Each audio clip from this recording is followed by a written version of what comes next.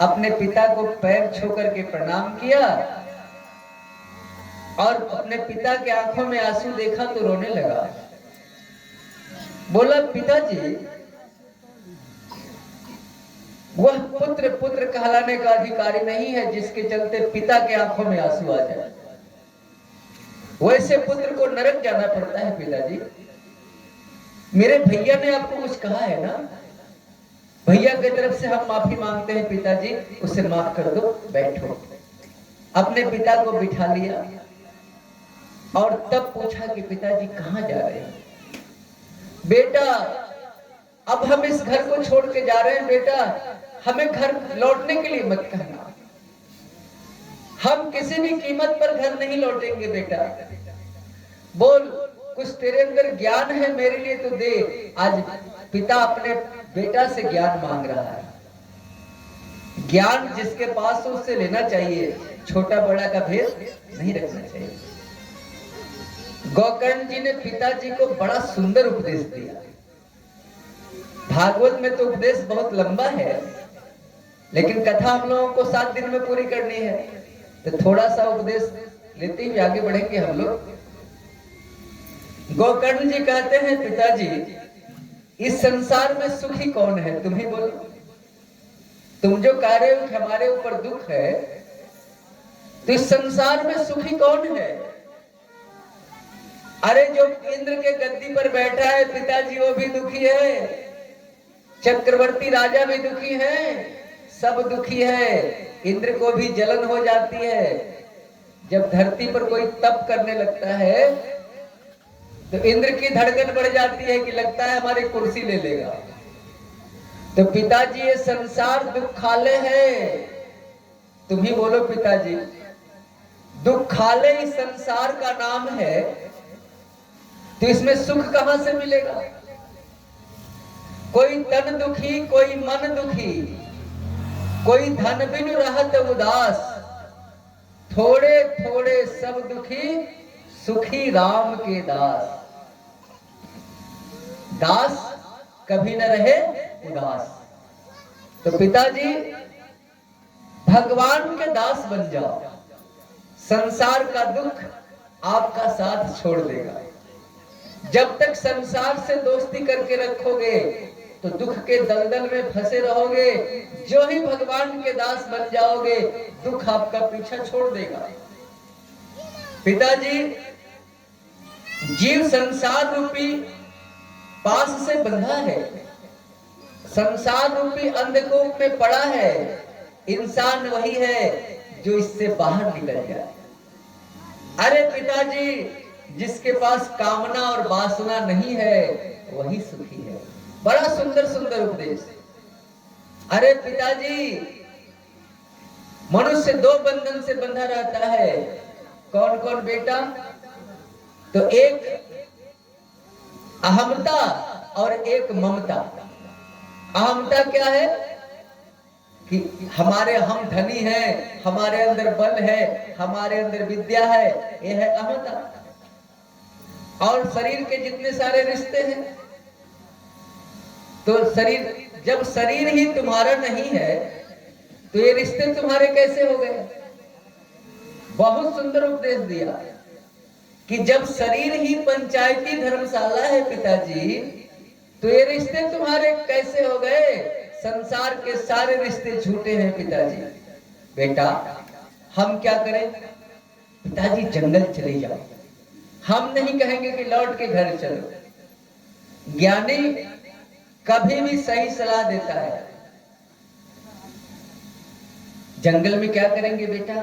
मुक्ति कैसे मिलेगी? उस समय आत्मदेव की उम्र 60 वर्ष की है, याद रखिएगा, जिस समय जंगल जा रहे।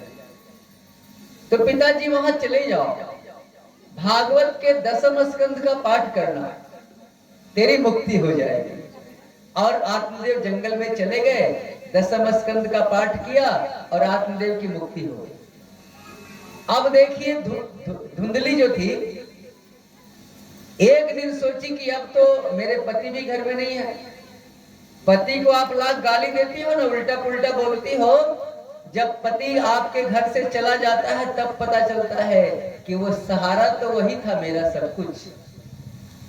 चाहे वो पति शराबी था, रोज गाली देता था, लेकिन वही सहारा था। उसके निकल जाने के बाद आप यही समझती हो कि इस घर में मेरा कोई नहीं, हम अनाथ हो गए। पता तो तब चलता है, हमारे भाई लोग को भी तब पता चलता है कि पत्नी की क्या कीमत होती है। जब पत्नी निकल जाती है घर से तब पता चलता है कि वही तो एक थी जो हमारे लिए पानी और खाना का ख्याल रखती थी। हमारे भाई लोग भी छुप छुप के रोते हैं उसके लिए, और जिस समय जिंदा थी कोई कीमत ही नहीं था। दोनों दोनों से आश्रित हैं, क्योंकि दुनिया है दो पर चलती है। और धुंधली ने क्या किया, रात में घर से निकल गई और निकल करके क्या किया, गई बिना पानी वाला एक कुआं था जंगल में, उस कुआं में डूब कर गिर करके कूद करके मर गई। आत्मदेव की संत से दोस्ती हुई थी, संत का साथ हुआ था, साथ नहीं संग हुआ था। तो संत का संग हुआ था तो आत्मदेव का कल्याण हो गया। धुंधली उल्टा पुल्टा जीवन में काम की पूरी जिंदगी, तो कुएं में जाकर के अकाल मृत्यु हुआ, गिर के मर गई। अब गोकर्ण जी सोचे कि अब तो पिताजी भी नहीं रहे, मां भी चली गई, इस घर में अब रहना ठीक नहीं। ये जो मेरा बड़ा भाई है बहुत पापी है, इसलिए एक दिन अपने भैया के पास गए, बोले भैया हमारी इच्छा है कि हम तीर्थ में जाएं। धुंधकारी तो चाहता ही था कि घर अकेला मिल जाए। हाँ भाई चला जा, तीर्थ में चला जा।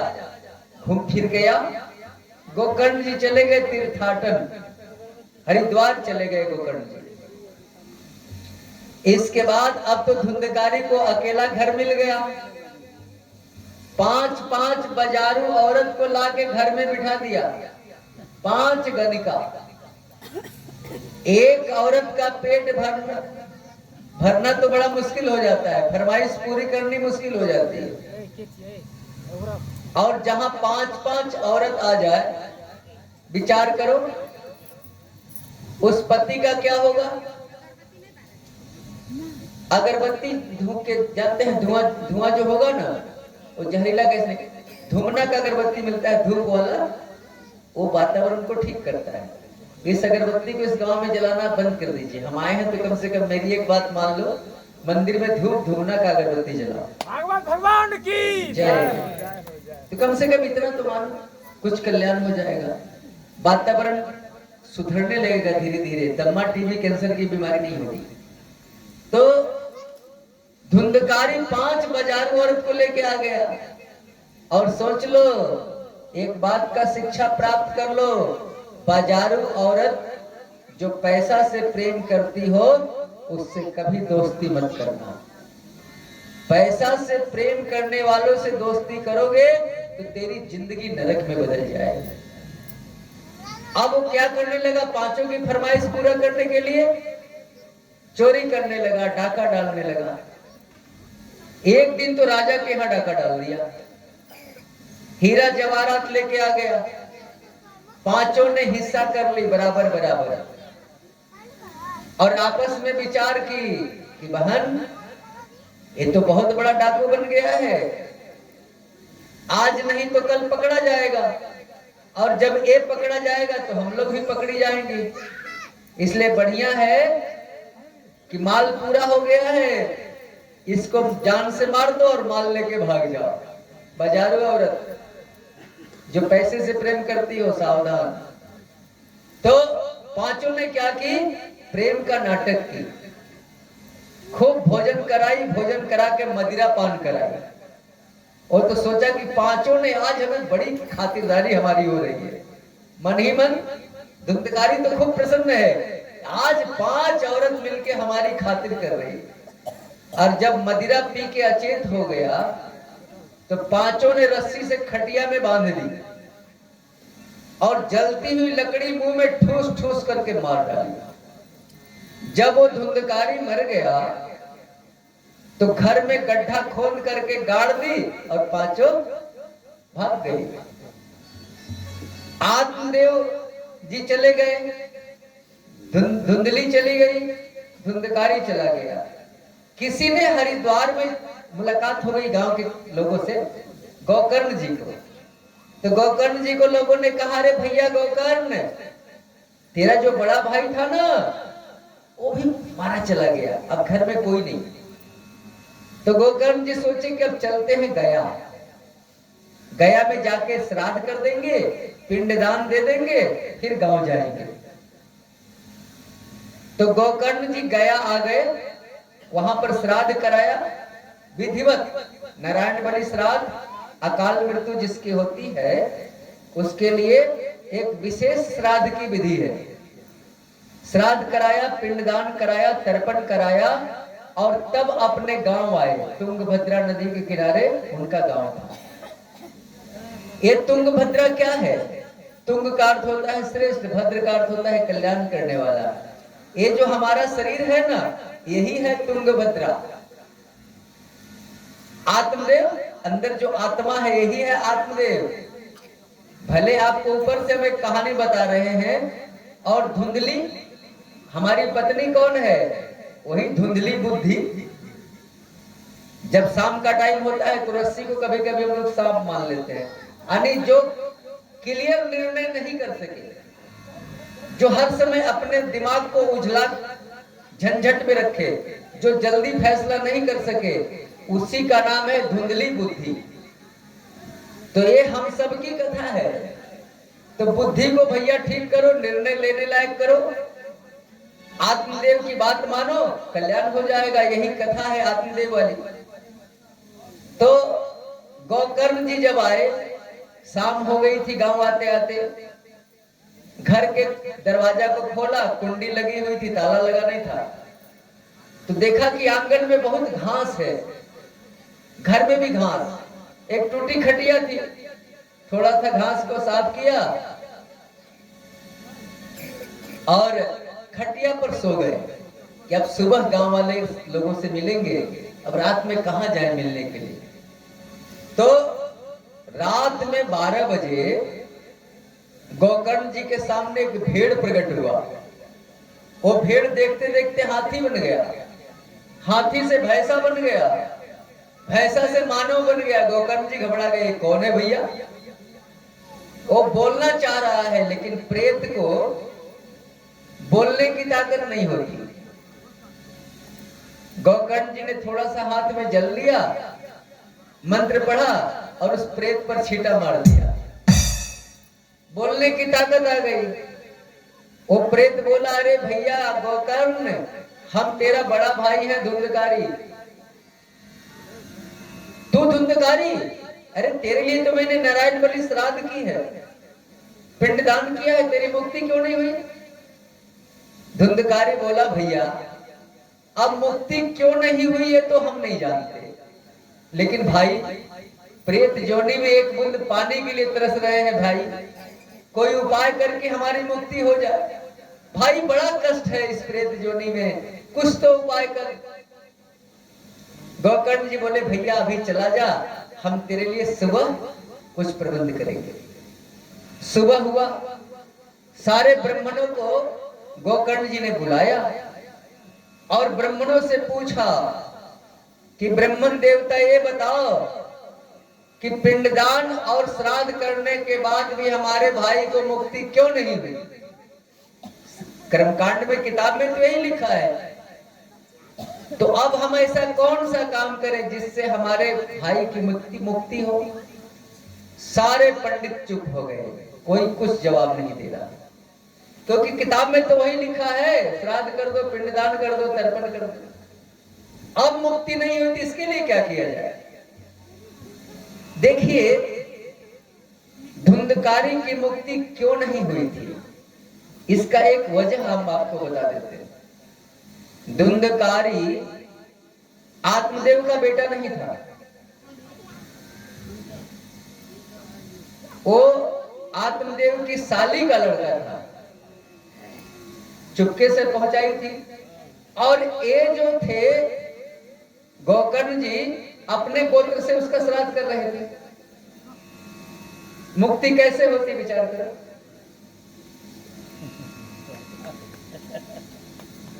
दूसरा उत्तर क्या है? देखिए, विश्लेषण करने का समय नहीं मिल रहा, क्योंकि एक शब्द को बहुत डीपली समझाया जा सकता है, गुरु की कृपा है। दूसरा कारण कि यदि गोत्र का ही चक्कर था तो गोकर्ण जी ने प्रत्यक्ष देवता सूर्य देव को रोका कि सूर्य देव, ये बता दो कि हमारे भाई की मुक्ति पिंडदान से क्यों नहीं हुई। तो वहां पर सूर्य भगवान ने उत्तर दिया था, बेटा गोकर्ण, तेरा भाई पापी नंबर 1 है। यहां गोत्र की बात सूर्यदेव ने नहीं बताया। सूर्यदेव ने क्या कहा कि तेरा भाई पापी नंबर 1 है, बहुत पतित है, इसकी मुक्ति पिंडदान से नहीं हो सकती। तो कैसे होगी बताओ? अरे गोकर्ण, अपने भाई को भागवत की कथा सुना दे, मुक्ति हो जाएगी। यहां पर पिंडदान और श्राद्ध से ऊपर भागवत को बताया। दोनों परिस्थिति मैंने आपके सामने रखी। तो जिसकी मुक्ति श्राद्ध कर्म से नहीं होती, उसके लिए भागवत की कथा बनी है। उसको भागवत की कथा सुना दो, उसकी प्रेत योनि से मुक्ति हो जाएगी। भागवत भगवान की जय। अब देखो, भूत और प्रेत दो होते हैं। कल शायद मैंने निवेदन किया था, भूत दो है, जो इस धरती को छोड़ के चला गया, अपने कर्म के अनुसार उसका जन्म हो गया। प्रेत जो केवल शरीर छोड़ा है और इसी धरती पर है, वो प्रेत है। तो गोकर्ण जी ने क्या किया? भागवत कथा का आयोजन किया अपने गांव में। वो महीना कौन सा था? याद रखने के लिए आपको बता रहे हैं कि जब आपका भाई कथा कर रहा है, हम परिवार के लोगों से, अपनों से अपनी बात कर रहे हैं, तो कम से कम कोई वक्ता आ जाए तो उसको जरूर बता सकते हो कि नहीं, ये तारीख थी, ये दिन था, ये नाम था। इसीलिए हम आप लोगों को समझा रहे हैं। तो कौन सा महीना था जब गोकर्ण जी ने भागवत की कथा कही थी? आषाढ़ का महीना, शुक्ल पक्ष, नौमी तिथि। गोकर्ण जी ने भागवत का आयोजन किया और धुंधकारी 7 गिरह के बांस, क्योंकि प्रेत हवा की तरह होते हैं, तो ठहरने के लिए कोई छेद चाहिए, तो वही बांस में छेद होता है। तो उसी छेद में बैठ करके धुंधकारी कथा सुनना आरंभ किया। 7वें दिन वो बांस फटा और उससे एक दिव्य पुरुष प्रकट हो गया। जब दिव्य पुरुष प्रकट हो गया और भागवत की बड़ाई करने लगा, सारे लोग उसको देखने लगे कि भैया ये कौन खड़ा हो गया। वो बोल रहा था कि धन्य है भागवत की भागवती गंगा, कि इस पतित को भी पावन बना दिया, इस पापी को भी वैकुंठ का वासी बना दिया। देखो, धरती पर 2 गंगा है। एक विष्णुपदी गंगा, जिसको भागीरथी लाए, हरिद्वार से, गौमुख से होते हुए कलकत्ता तक गई है। 2525 किलोमीटर दूरी तय करके उस गंगा का नाम है विष्णुपदी गंगा, जो हरिद्वार से चलते हुए कलकत्ता जाती है। दूसरी गंगा कौन है? तो भागवत की भागवती गंगा। तो एक गंगा कहां से निकली? एक गंगा तो भगवान के पैर को स्पर्श करके निकली, तो विष्णुपदी कहाई, और एक गंगा भगवान के मुख से निकली, तो इसको क्या कहा गया? भागवती गंगा। तो एक गंगा जो विष्णुपदी गंगा है, उसमें डुबकी लगाने से मनुष्य के तन की गर्मी और तन का मैल दूर होता है। और जो भागवत की भागवती गंगा है, जो भगवान के मुख से निकली है, उसमें गोता लगाने से मनुष्य के अंदर का मैल दूर होता है। और हम लोग बाहर वाली गंगा और अंदर वाली गंगा में डुबकी लगा के अंदर बाहर से पवित्र हो जाते हैं। बोलिए भागवत भगवान की। तो अभी हम भागवती गंगा में डुबकी लगा रहे हैं। ये दोनों गंगा है। तो धुंधकारी भागवत की महिमा का गुणगान करने लगा कि ये जो है ना पशुतुल्य प्राणी जो घर में बैठे हुए हैं और भागवत में नहीं आ रहे हैं, ये कैसे हैं? जैसे मच्छर जन्म लिया और मर गया, पानी में बुलबुला हुआ और फूट गया। अरे ये शरीर क्षणभंगुर है, क्योंकि जिस अन्न से शरीर पलता है उस भोजन को दूसरे शाम खाओ तो भोजन सड़ जाता है। तो इतने सड़ने वाले भोजन से जो शरीर पला है, शरीर कितना दिन टिकेगा? तो कम से कम मनुष्य को भगवान का भजन करना चाहिए। और उसी समय 4 पार्षद आए, धुंधकारी को विमान पर बिठाए, चल भैया भगवान के धाम चल। सारी जनता उदास हो गई कि हाय राम, हम तो छूट गए, केवल धुंधकारी का कल्याण हुआ। तो गोकर्ण जी ने भगवान के पार्षदों से पूछ दिया कि भैया ये बता, जब सारे लोगों ने कथा सुनी है तो तू एक जहाज क्यों लेके आया? सबके लिए जहाज तू लाता। तब भगवान के पार्षदों ने कहा, भाई गोकर्ण, तुम अपने गांव वालों से पूछ लो कि इन गांव वालों ने क्या मन से कथा सुनी है, पूछ लो। अब तो गोकर्ण जी ने प्रश्न कर दिया कि आप लोग बोलो, मन से कथा सुने हो कि नहीं? तो सब लोगों का सर झुक गया, क्योंकि शरीर तो यहाँ था लेकिन मन चला गया था कहाँ? विराटनगर बाजार घूमने के लिए। तो जब शरीर यहाँ है और मन विराटनगर बाजार में चला गया तो फिर कथा पल्ले पड़ेगी। इसीलिए भाई गोकर्ण, इन लोगों ने मन से कथा नहीं सुनी है, केवल तुम्हारा भाई धुंधकारी मन से कथा सुना है, इसलिए हम एक विमान लेके आए। और धुंधकारी चला गया स्वर्ग। गोकर्ण जी बोले, चिंता मत करो, अगले महीने कथा का हम आयोजन करेंगे, सतर्क रहना। सावन महीना शुक्ल पक्ष की 9वीं तिथि को गोकर्ण जी ने फिर से आयोजन किया, और इस बार गांव के सारे लोग सतर्क थे। इसीलिए हमने आप लोगों को पहले दिन सतर्क किया है। कथा के पहले दिन हमने सबको सतर्क किया है। सतर्क रहना, ध्यान से कथा का रसपान करना। एक कीमती कथा आपके बीच संजोग से हो रही है, फल निश्चित मिलेगा। जो शांत होकर कथा का रसपान करेगा उसका मन जरूर घूम जाएगा, वो सही रास्ते पर चला जाएगा, सही काम करने लगेगा, तब भगवान की कृपा मिल जाएगी। चमत्कारी कथा आपके बीच हो रही है। तो जब सावन महीने में गोकर्ण जी ने कथा कही दोबारा, तो सारे लोग सतर्क थे, किस बार छूटे तो छूटे। जो ही कथा का विराम हुआ, जितने श्रोता उतने विमान, और साक्षात नारायण भगवान गोकर्ण जी के लिए स्पेशल विमान ला करके व्यास गद्दी के बगल में खड़े हो गए। अरे बेटा गोकर्ण, सीने से लगा लिया, चल मेरे विमान पर बैठ और मेरे साथ बैकुंठ चल। सारे जनता को जिस तरह से अयोध्या में श्री रामचंद्र जी सारे अयोध्या वासी को लेकर के साकेत धाम चले गए थे, उसी तरह गोकर्ण ने सारे गांव वालों को लेकर के भगवान के धाम चले गए। बोलिए कृष्णचंद्र भगवान की जय हो। अब एक भजन का आनंद लीजिए, फिर कथा में चलते हैं आगे। नशा न करना, मान कहना, प्यारे भाई बहना, होगी बड़ी खराबी, होगी बड़ी खराबी।